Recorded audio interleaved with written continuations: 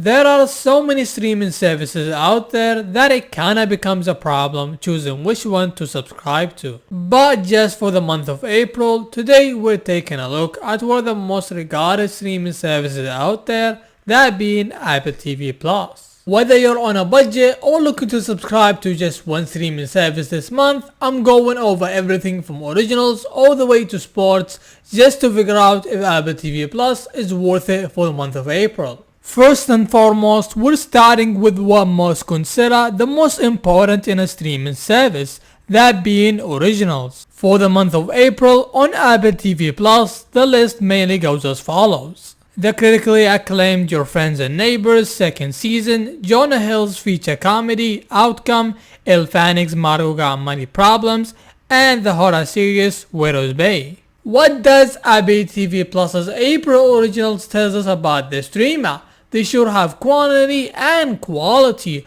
although you could argue how good their originals are, perhaps as good as Netflix. I mean, they are streaming a movie which most streamers want, not any movie, a star-loaded movie, which also applies to all their originals. Next, going over their hosted content library. Is it diverse? Does it have depth?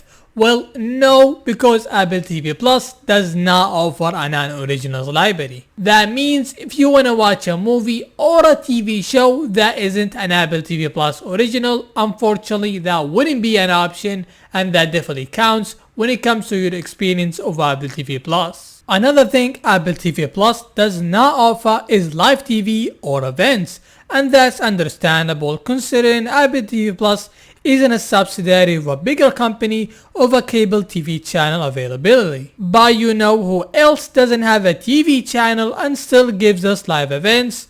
Netflix, who lately streamed the Actor Awards exclusively on the streamer, as well as the Skyscraper event, so still no excuses for one of the biggest streamers around. But you know what Apple TV Plus has? It's sports. But don't get too excited, it's a tiny list of sports options.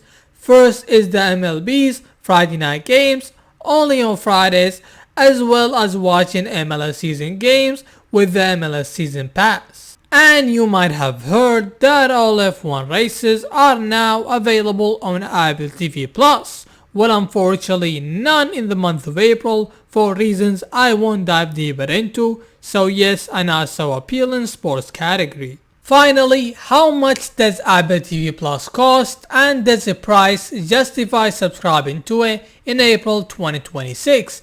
As of today, Apple TV Plus offers a standalone plan of $12.99, and that's a great price, especially for an ad-free plan. Not coming anywhere close to the price of either Netflix or HBO Max, but the actual question is $12.99 justified when counting what Apple TV Plus offers during April? Well, let me put it this way. If you're looking to sign a sports player whose job is to play one role, do one thing. Should you pay him a price that isn't too much or too low? What I'm asking is, are Apple TV Plus's originals good enough to justify paying a whole streaming service plan price for? Like I explained, no hosted library, no live TV or events, and a massively disappointing sports options. Should you go for another streamer who would give you more of everything, or go for Apple TV Plus and their originals? That's what I would like you to tell me in the comments. Thank you for watching. Tell me if you did or didn't enjoy this video, but until next time, goodbye.